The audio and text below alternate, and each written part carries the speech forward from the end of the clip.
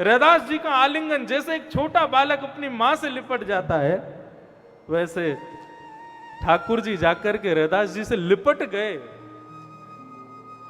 और तब ये बात सिद्ध हो गई कि जिसके घर के ठाकुर जी हैं वो उसी के घर के हैं, उसकी इच्छा से आए हैं, उसके यहां प्रसन्न रहने के लिए आए हैं, इसलिए उनको उससे कोई दूर कर नहीं सकता।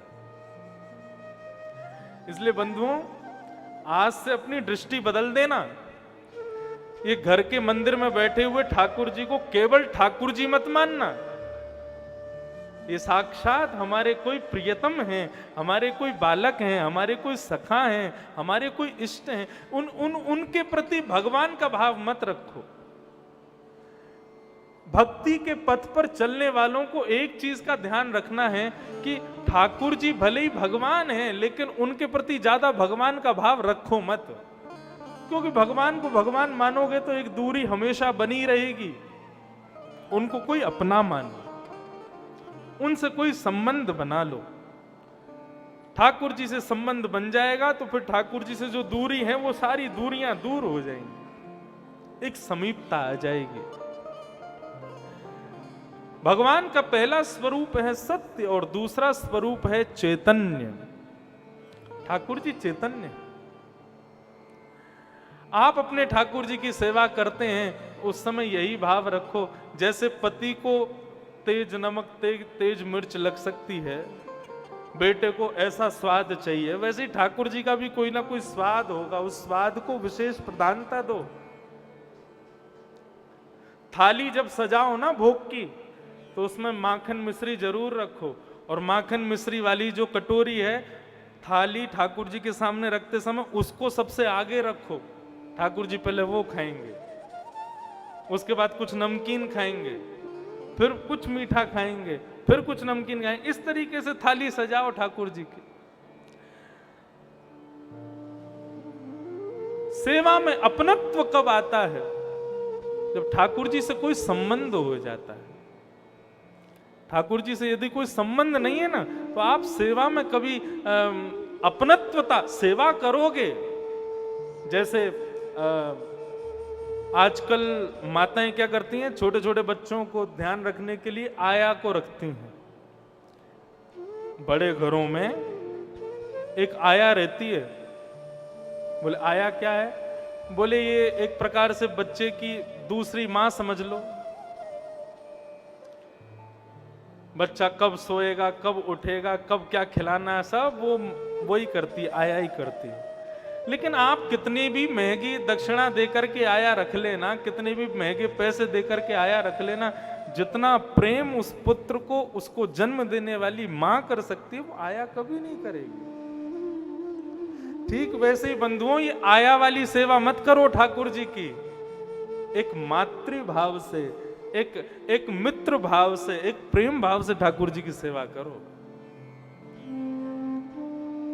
हम लोगों की सेवा अभी कैसी है? आया वाली सेवा है। ठाकुर जी को उठा दिया, घंटी घुमा दी, उसके बाद ठाकुर जी के आगे चना चनौरी रख दिए, एक अगरबत्ती जला दी, और मंदिर में एसी नहीं लगा, कूलर नहीं लगा, कोई नहीं, पंखा में ही बैठे हैं ठाकुर जी, उसी में ही गुजर बसर करें अपना। सामने चना चनौरी रखे हैं, मिष्ठान रख देते हैं, उसमें चींटी लग जाती हैं, वही ठाकुर जी पा रहे हैं। ऐसा नहीं। ठाकुर जी की सेवा में अपनत्वता तभी प्रकट होगी जब ठाकुर जी के प्रति कोई संबंध होगा। ठाकुर जी से कोई संबंध बनाओ। तो ठाकुर जी का पहला स्वरूप सत्य, दूसरा स्वरूप चैतन्य, और ठाकुर जी का तीसरा स्वरूप है आनंद। जैसे ही आपने ठाकुर जी को अपना माना, नहीं कि ठाकुर जी आनंद देने लगेंगे, फिर सुख देने लगेंगे। इस संसार में हर वस्तु आपको सुख दे सकती है, आनंद कोई नहीं दे सकता। सुख में और आनंद में बहुत बड़ा डिफरेंस है। सुख किसे कहते हैं? संसार की कोई व्यवस्था, उसको सुख कहते हैं। आप सोफे पर बैठे हो, क्या लग रहा है? बोले सुख मिल रहा है। पंखा चल रहा है, कूलर चल रहा है, बढ़िया सुगंधी आ रही है, बढ़िया बंशी बज रही है, मधुर मधुर संगीत चल रहा है, सुख मिल रहा है। लेकिन यदि कथा शांत हो जाए ना, वंशी बजती रहे, कूलर चलते रहे, सोफे पे बैठे रहोगे, आधे घंटे बाद बोरियत होने लगेगी। क्यों? जो जो वस्तु आपको सुख दे रही है वही आपको फिर धीरे धीरे कष्ट देने लगेंगी। आपका मन उच्चाटित होने लगेगा, फिर मन कर कहीं बाहर जाएं, कहीं और जाएं, कहीं और जाकर के बैठें। क्यों? क्योंकि संसार की प्रत्येक वस्तु केवल सुख देती है, आपके मन को थोड़ी देर खुश रख सकती है, लेकिन लाइफ टाइम एंजॉयमेंट वो नहीं दे सकता आपको। ये जो आनंद है, ये आनंद कहां प्राप्त होगा? ठाकुर जी की कथा में प्राप्त होगा, ठाकुर जी के दर्शन में प्राप्त होगा, ठाकुर जी की लीला श्रवण में प्राप्त होगा। ये आनंद प्राप्त कराएगा। आज तो पहला दिन है, आप लोग थोड़ा मुझे जान रहे हो, मैं थोड़ा आपको जान रहा हूं। कल परसों से आपको पता भी नहीं चलेगा 4 घंटे कब हो गए। आप ऐसा कहोगे महाराज जी 1-8 घंटे थोड़ी और बढ़ा दो कथा, पता ही नहीं चलता 4 घंटे कब हो जाते। ठीक वैसे ही बंधुओं, ठाकुर जी की कथा, ठाकुर जी का स्वरूप, ठाकुर जी की लीला, ठाकुर जी का प्रसाद, ठाकुर जी की हर वस्तु सुख नहीं देती, वो आनंद देती है।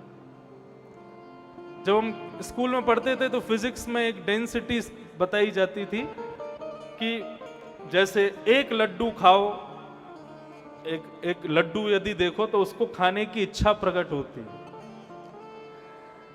उसको देख करके मन करता है इसको कैसे भी खा लें, हमारी जीभ में पानी आने लगता है, हमारी आंखें बार बार उसको देखने लगती हैं, बुद्धि विचार करने लगती है, अरे इसका स्वाद कितना अच्छा होगा। लेकिन जैसे ही आप उस लड्डू को पाते हो, खाते हो, तो जिस जिस वस्तु आपके दिमाग ने जो सोचा, आंखों ने जो सोचा, जीव ने जो सोचा, मन ने जो विचार किया, वो वस्तु वो लोग लेने लगते हैं उस लड्डू में से। तो क्या होता है, अगला लड्डू जब आप खाने जाते हो तो पहले से थोड़ा कम स्वाद आता है, तीसरा लड्डू जब खाने जाते हो तो दूसरे से भी कम स्वाद आता है, चौथा लड्डू खाने जाओगे तो बिल्कुल ही कम स्वाद आएगा, 5वां लड्डू जब सामने रखा जाएगा तो देखने की इच्छा भी नहीं होगी। क्यों? आपका जो अंग प्रत्यंग है वो धीरे धीरे धीरे धीरे ऊब जाता है उस वस्तु से। संसार की हर वस्तु ऐसी है, उसकी एक लिमिटेशन होती है। रात में लेट जाते हैं बिस्तर पे, इंस्टाग्राम चल रहा है, फेसबुक चल रहा है, व्हाट्सएप चल रहा है, रील्स देखते जा रहे हैं, क्या चल रहा है दुनिया में सब देखते जाते हो। इधर करवट बदल के देखेंगे, उधर करवट बदल के देखेंगे, उल्टे होके देखेंगे, सीधे होके देखेंगे। कई लोग तो ऐसे करते करते फिर सो जाते हैं, सिर पे मुंह पे फोन गिर पड़ता है उनके। क्यों? हम सब जगह सुख खोज रहे हैं, लेकिन ये संसार की जितनी भी वस्तुएं ना, इनकी एक लिमिट होती है, ये उससे ज्यादा सुख आपको नहीं दे सकते। मुझ पर भगवान कृपा कर दें, मैं आप सब इंदौर वासियों को लेकर के चलूं कहां? दुबई, और दुबई के सबसे बढ़िया होटल में ले जा करके आप सबको 5 स्टार होटल में एक रूम दे दूं, जाओ जाकर के रहो। आप लोग सब रूम्स में एंटर कर गए, अब बढ़िया रूम है, बढ़िया मखमल गद्दे लगे हुए हैं, शॉवर बहुत बढ़िया है, व्यू भी बहुत अच्छा है, बहुत सारी उसमें फैसिलिटीज हैं, सब कुछ है। आप अंदर कमरे में जाके बड़े प्रसन्न हो गए, मुझको बड़ा साधुवाद कहने लगे, इंद्रेश जी बड़े अच्छे, देखो हमको दुबई लेके आए, कितने बढ़िया होटल में हमको रुकवाया। लेकिन 2-4 घंटे उस कमरे में रहने के बाद आपका मन हुआ अब चलो थोड़ा बाहर जाया जाए। जैसे ही आपने गेट खोला तो गेट लॉक हो गया। क्यों? बोले इंद्रेश जी लॉक करके चले गए। आपने फोन किया, बोले इंद्रेश जी गेट लॉक हो गया। मैंने कहा हाँ तो बस मिल गया ना होटल, उसमें रहो बस प्रेम से, उसी में ही जीवन गुजारो अपना, अब गेट नहीं खुलेगा। रह पाओगे? नहीं रह सकते। कई बार हम लोग हिमालय की यात्रा पर जाते हैं, उत्तराखंड में जाते हैं, वहां टूटी फूटी छोटी सी एक झोपड़ी जो घने वन के बीच में हो, उसमें बैठने में वो सुख मिल जाता है जो 5 स्टार होटल में नहीं मिलता। हमारा मन बड़ा चंचल है, इसका सुख कहां बैठा है कोई नहीं जानता। मॉल में जाते हैं, दुनिया भर की दुकानों में घूम लेते हैं, जीन्स पसंद नहीं आती, सूट देखने के लिए माताएं जाएंगी, इतने सारे सूट निकलवा लेंगी, लेकिन आंख जिसको खोज रही है वो मिलता नहीं है, क्योंकि सब संसारी वस्तु हैं।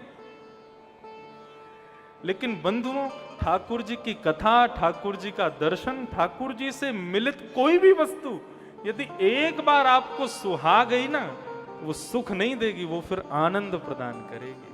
और वो आनंद कभी नष्ट नहीं होगा, कभी समाप्त नहीं होगा। वहां पर फिजिक्स खत्म हो जाती है, उसकी डेंसिटी नष्ट हो जाती है, फिर वो कभी आपका आप जितना उसको भोगोगे, जैसे कहते हैं ना, पानी पीने से प्यास कम होने लगती है, लेकिन ऐसा कभी सुना आप जितना पानी पी रहे हो उतनी प्यास बढ़ रही है? पानी पीने से प्यास कम हो जाए तो समझो सुख है, पानी पीने से प्यास और बढ़े तो समझो वही आनंद है। ठाकुर जी की कथा वही पानी है जिसको पीने से प्यास बुझती नहीं और ज्यादा लगती है और मन करता है। ये ठाकुर जी का तीसरा स्वरूप है, आनंद। कहीं भी देख लो इनको, यहां पे इतने सारे फोटोज लो, कहीं देख लो, इनको देखते ही एक आनंद जैसी अनुभूति होती है। किसी का पिक्चर देख करके, किसी की फोटोग्राफ देख करके कई बार नेगेटिव वाइब्स भी आती हैं, लेकिन आप इनको जहां कहीं देखोगे वहीं देख करके आनंदित हो जाते हैं, वहीं देख करके प्रसन्नता होती है, बहुत पॉजिटिव लगते हैं ये। क्यों? क्योंकि इनका स्वरूप ही है आनंद। नंद घर कृष्ण भयो, यशोदा घर लाला भयो, कोई नहीं गाता नंद घर आनंद भयो, जय कन्हैया लाल की। ये आनंद है। तो ये भगवान के तीन रूप हैं, सत्य, चैतन्य और आनंद। ये तीन रूप है। भगवान के तीन कर्म हैं, विश्वोत्पत्त्यादि हेतवे, विश्व की उत्पत्ति करना, विश्व का पालन करना और विश्व का संहार करना। ये तीन भगवान के काम हैं। तापत्रय विनाशाय श्री कृष्णाय वयं नमः। तीन प्रकार के तापों को जो दूर कर देते हैं। अब देखो, एक मेरी बात सुनिएगा बहुत ध्यान से। भगवान कभी भी कष्टों को, दुखों को दूर नहीं करते। आप यदि ऐसा विचार करो कि भगवान की शरण में जाने से, भगवान के सन्मुख बैठने से हमारे जीवन में फिर कभी कोई आपत्ति नहीं आएगी, विपत्ति नहीं आएगी, कष्ट नहीं आएंगे, दुख नहीं आएंगे, ऐसा कभी नहीं हो सकता। दुख तो आपको भोगना ही पड़ेगा, कष्ट तो जीवन में आएगा ही आएगा। बस इतना होगा, ठाकुर जी की सन्निधि में बैठने से उस दुख से जूझना कैसे है वो आपको पता चल जाएगा, उस दुख से लड़ना कैसे है, उस संकट से डट के सामना करना कैसे है, वो आपको प्राप्त हो जाएगा। मतलब ट्यूशन टीचर पढ़ा रहेगा तो उससे आप क्लास में फर्स्ट आ जाओगे ऐसा जरूरी नहीं है, लेकिन हाँ, ट्यूशन टीचर के पढ़ाने से क्लास में फर्स्ट आया कैसे जाए ये जरूर पता चल जाएगा। ठीक वैसे ही भगवान हैं, उनकी शरण में जाने से आपके कष्ट दूर हो जाएंगे। दूर नहीं होंगे, कष्ट तो आएंगे, लेकिन उन कष्टों से लड़ा कैसे जाए, उनका सामना किया कैसे जाए, ये पता चल जाएगा। और पता ना भी चले तो आप अपने आप ही ऐसा कुछ कर बैठोगे कि वो अपने आप दुख समाप्त हो जाएगा। ठाकुर जी ऐसी कृपा करते। खेल यहीं तो बिगड़ता है, हमारे सामने दुख आ जाता है और हम सोच विचार में पड़ जाते हैं, अब हमको क्या करना चाहिए। कई लोग सोचते रहते हैं, कई उस दुख से भाग जाते हैं, लेकिन हमको करना क्या है? डट के सामना करना है, लड़ना है, उससे आगे निकलना है। वो कैसे प्राप्त होगा? ठाकुर जी की सन्निधि से प्राप्त हो जाएगा। मीराबाई के जीवन में कम कष्ट नहीं थे, लेकिन मीराबाई अपने समस्त कष्टों को ऐसे पार करती चली गई जैसे कोई गाय के खुर का गड्ढा। क्यों? क्योंकि ठाकुर जी थे उसके साथ।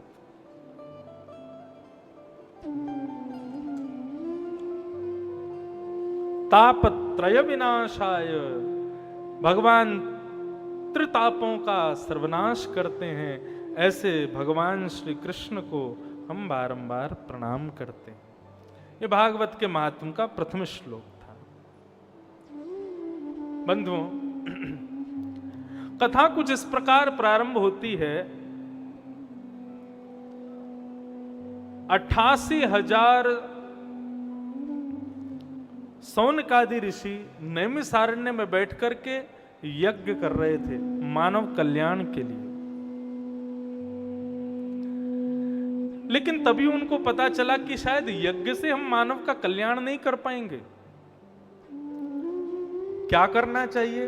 तभी वहां पर परम विद्वान श्री सूत जी का आगमन हुआ। और जैसे ही विद्वान को देखा तो विद्वान को देखते ही सब लोगों ने उनके चरण पकड़ लिए और उनसे प्रश्न करना शुरू किया। देखो, विद्वान के साथ में तर्क नहीं होना चाहिए, विद्वान के सन्मुख जिज्ञासा होनी चाहिए। कई लोग हमसे कथा सुनते हैं, हम कथा करके जैसे नीचे उतरेंगे तो वो हमारी परीक्षा लेते हैं, हम देखें तो सही इनको कितनी नॉलेज है। फिर आके वो पूछेंगे, अच्छा सुदामा जी के मम्मी पापा का नाम क्या था, राम जी की दादी का नाम क्या था। ये प्रश्न नहीं है, ये तर्क है, ये डिबेट है आपकी, ये कुतर्की है। और कुतर्की व्यक्ति ना, याद रखिएगा, कभी ज्ञान अर्जित नहीं कर पाएगा।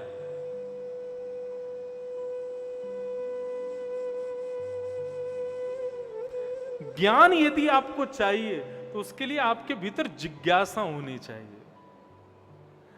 जैसे कहते हैं ना कि शेरनी का दूध सोने के पात्र में टिकता है, वैसे ही ज्ञान जो है ना, ये जिज्ञासा के पात्र में टिकता है। जब तक जिज्ञासा मन में नहीं होगी तब तक नहीं टिकेगा।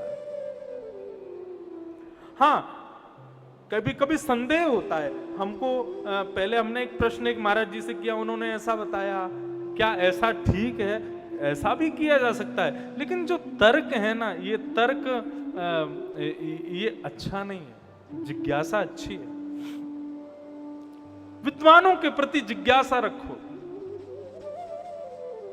अच्छा, एक बात और मैं कह दूं, अब तक अभी जितने लोगों ने पांव छू लिए, अब हमारे पांव मत छूना।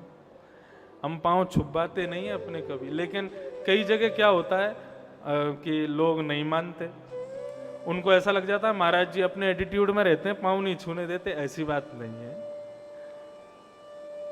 आप हमारे कथा के नित्य श्रोताओं से पूछ लो, मैं कभी पांव नहीं छूने देता।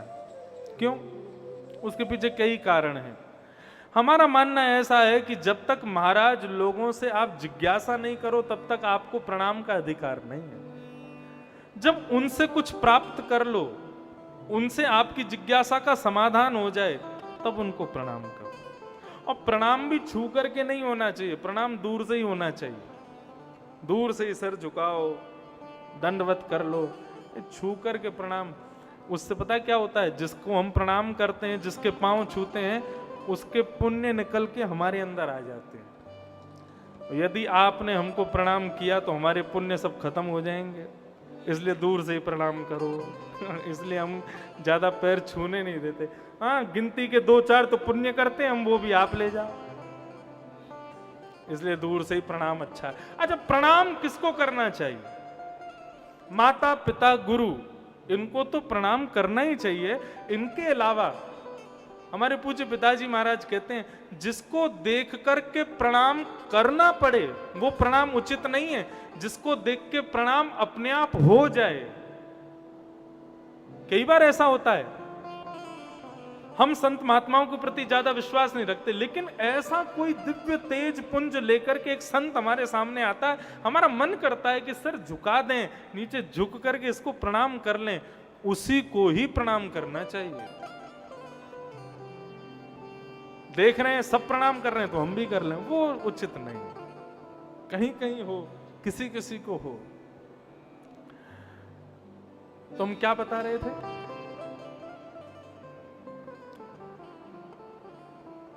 हाँ, जिज्ञासा। जिज्ञासा करो विद्वानों के प्रति। यज्ञ कर रहे थे 88,000 सौनकादि ऋषि, उन्होंने अपना यज्ञ छोड़ा और सूत जी के पास जाकर के कहा कि महाराज, हजारों वर्षों का यज्ञ कर रहे हैं हम, हमारा मन अशांत है अभी भी, आप हमारे मन की अशांति को दूर करो। क्या जिज्ञासा कर रहे हैं? तब उन्होंने जिज्ञासा करते हुए कहा श्रेयसाम यद् भवेत् श्रेय पावनानां च पावनम् कृष्ण प्राप्ति कर्म सस्वत् साधनम तद्वदाधुना। क्या जिज्ञासा है? बोले प्रभु श्री कृष्ण की प्राप्ति कैसे हो, हमें ये बताओ। और केवल इतना मत बताना, श्रेष्ठ से श्रेष्ठ उपाय बताना, और सुनो कम समय में बताना, क्योंकि कलयुग में लोगों के पास ज्यादा समय नहीं है। इसलिए कम समय में श्रेष्ठ से श्रेष्ठ भगवत प्राप्ति कैसे हो, हमको ये बताओ। ये प्रश्न किया। सूत जी महाराज इसका उत्तर देते हुए कहते हैं, कालव्याल मुखग्रास त्रास निर्णास हेतवे श्रीमद् भागवतम शास्त्रम कलौकीरेण भाषितम्। हे सौनकादि ऋषियों, आप लोगों ने प्रश्न किया भगवान की प्राप्ति का श्रेष्ठ से श्रेष्ठ उपाय बताओ। श्रीमद् भागवतम शास्त्रम कलौकीरेण भाषितम्। हे मानवों, संसार में समय जो है ना, वो एक काल रूपी व्याल है। व्याल कहते हैं सर्प को। समय जो है ये सर्प के समान है, और हम सब उस समय रूपी सर्प के मुख के ग्रास बन के बैठे हैं। वो कभी भी हमारा अंत कर सकता है। मैं अभी कथा सुना रहा हूं, कल सुना पाऊंगा, मेरे पास कोई गारंटी नहीं है। आप आज सुन रहे हो, कल सुन पाओगे, कोई गारंटी नहीं है। कभी भी अंत हो सकता है, क्योंकि हम सब काल रूपी व्याल के मुख में बैठे हैं। इसलिए हमारा अंत कभी भी हो सकता है। हमारे पूज्य गुरुदेव एक बात कहते हैं, धन कमाते हुए और विद्या कमाते हुए सदा ये विचार करना चाहिए कि अभी तो मेरा जीवन बहुत लंबा है, लेकिन भजन करते हुए, कीर्तन करते हुए ये सोचना चाहिए मेरा अंत कभी भी हो सकता है। जितना हो सके इस क्षण को भी भजन में ही व्यतीत कर दूं। हमारा क्षण कभी भी अंत हो सकता है। इसलिए श्रीमद् भागवत रूपी शास्त्र की शरण में चले जाओ। इनकी शरण में जाने से तुमको, तुम्हारे हृदय का भय, काल का भय नष्ट हो जाएगा, तुमको कृष्ण की प्राप्ति हो जाएगी। भागवत की शरण में जाओ। सौनकादि ऋषियों ने पूछा, महाराज ये भागवत कैसा ग्रंथ है, इसके बारे में हमको थोड़ा बताइए। तब सूत जी महाराज ने वर्णन किया, बोले कि भैया सुराणामपि दुर्लभम, देवताओं को भी दुर्लभ है ये भागवत की कथा। ऐसी भागवत की कथा है। बोले देवताओं को दो चीज दुर्लभ है संसार में, जो चीज हम मानवों को प्राप्त है। पहली भागवत की कथा और दूसरी छाछ। देवताओं को छाछ नहीं मिलती पीने को, ये बात सत्य है बिल्कुल। तक्रम सक्रश्च दुर्लभम। तक्र कहते हैं छाछ को। छाछ देवताओं को पीने को नहीं मिलती। क्यों नहीं मिलती? उसके पीछे बहुत अच्छा एक रीजन भी है कि स्वर्ग में एक वृक्ष है, उसका नाम है कल्प वृक्ष। कल्प वृक्ष स्वर्ग की किसी भी वस्तु को बासी नहीं होने देता। वहां पर दूध भी कभी बासा नहीं होता, रोटी भी कभी बासी नहीं होती, सब्जी भी कभी बासी नहीं होती। इसलिए देवताओं की दाढ़ी मूछ भी कभी नहीं आती, वहां वृद्धावस्था भी नहीं होती। इसलिए वहां पर दूध कभी बासा होता नहीं, दूध कभी खट्टा होता नहीं, इसलिए छाछ कभी बनती नहीं, देवताओं को पीने को मिलती नहीं। इसलिए आज्ञा की गई है शास्त्रों में, तक्रम सक्रश्च दुर्लभम। देवताओं को छाछ नहीं मिलती पीने को, और भागवत की कथा भी नहीं मिलती सुनने को। क्यों नहीं मिलती भागवत की कथा?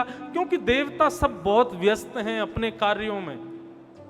सूर्य को पूरे दिन संसार को रोशनी प्रदान करनी है, चंद्रमा को शीतलता प्रदान करनी है, वायु को वायु देनी है, वरुण को जल प्रदान करना है। सब व्यस्त हैं, इनके पास एक क्षण का भी अवकाश नहीं है जो ये कथा सुन सकें। ये दोनों वस्तु मानवों को मिली है, भागवत और छाछ। इसलिए खूब जम के कथा सुनो, खूब छाछ पियो। हाँ, और गर्मियों में चाय मत पियो, छाछ पियो। लेकिन हाँ, याद रहे, कथा से 2 घंटे पहले पी लेना। कहीं कथा से तुरंत पहले पी के आओगे तो फिर कथा में आके सोते रहोगे। छाछ में एक थोड़ा सा ना नशा होता है। यदि भोजन के बाद भोजनांते पिबेत तक्रम, भोजन के अंत में यदि छाछ पी लो तो उसके बाद में महाराज 2 पैग लगाने वाले को भी इतना नशा नहीं होता जितना भोजन के बाद छाछ पीने वाले को हो जाता है। उसको लगता है मुझे बिस्तर मिले मैं सो जाऊं। इसलिए 12 बजे भोजन में ही छाछ पी लेना, ताकि 2 बजे तक तुम फिर से उठ जाओ। छाछ पियो, ठाकुर जी को भी बहुत प्रिय है।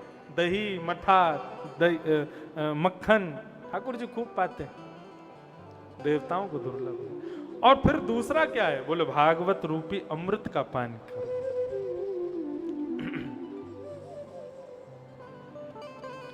तो ऐसी श्रीमद् भागवत की कथा है, ये देवताओं को भी दुर्लभ है। प्रश्न हुआ, महाराज ये भागवत की कथा किसने किसको सुनाई सबसे पहले? बोले सबसे पहले ये भागवत की कथा सनक सनंदन सनातन सनत कुमार, भगवान के प्रथम अवतार हैं ये। सनत कुमार कहते हैं इनको, सनक सनंदन सनातन सनत कुमार। इन चारों ने ये भागवत की कथा सबसे पहले श्री नारद जी को सुनाई।